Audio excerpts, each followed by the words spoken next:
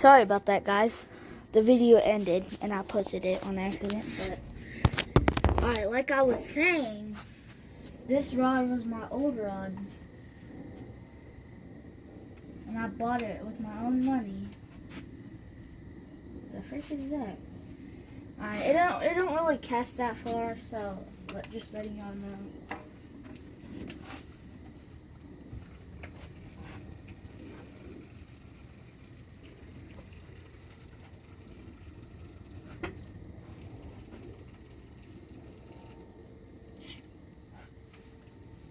Oh, it's at the end. Alright.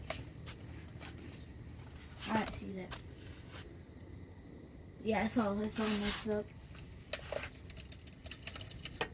Yeah, I'll fix it in the morning.